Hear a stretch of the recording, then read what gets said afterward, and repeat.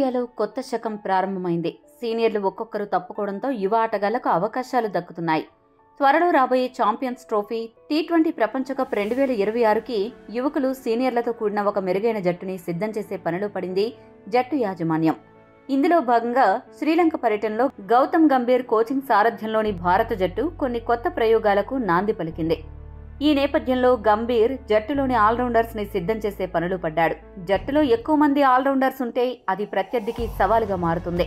అదే సమయంలో జట్టు గెలుపులు వారు కీలక పాత్ర పోషిస్తారు అనే నమ్మకంతో గంభీర్ ఈ స్ట్రాటజీని కోల్కతా మెంటర్గా ఉన్నప్పటి నుండి అమలు చేస్తూ వస్తున్నాడు.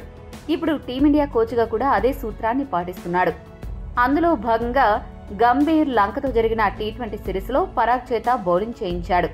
చివరి మ్యాచ్లో మ్యాచ్ చేజారిపోతుంది అన్న సమయంలో రింకు, సూర్య చేత 19-20 ఓవర్లు బౌలింగ్ చేయించి వికెట్స్ రాబట్టి మ్యాచ్ గెలిచేలా చేశాడు. ఇప్పుడు తాజాగా మొదటి వన్డే మ్యాచ్లో గిల్ 1 ఓవర్ బౌలింగ్ చేయగా, రెండో వన్డే మ్యాచ్లో రోహిత్ శర్మ 2 ఓవర్లు బౌలింగ్ చేశాడు. ఇది చూసిన నెటిజన్లు గౌతమ్ గంభీర్ ఎరా మొదలైంది. ఈ నయా టీమిండియా చేతిలో ప్రత్యర్థికి చుక్కలు తప్పవు అంటూ తెగ కామెంట్స్ పెడుతూ సందడి చేస్తున్నారు. ఈ వీడియో మీకు నచ్చితే లైక్, షేర్, కామెంట్ చేయండి. మరిన్ని స్పోర్ట్స్ అప్డేట్స్ కోసం మా ఛానల్ను సబ్స్క్రైబ్ చేసుకోండి.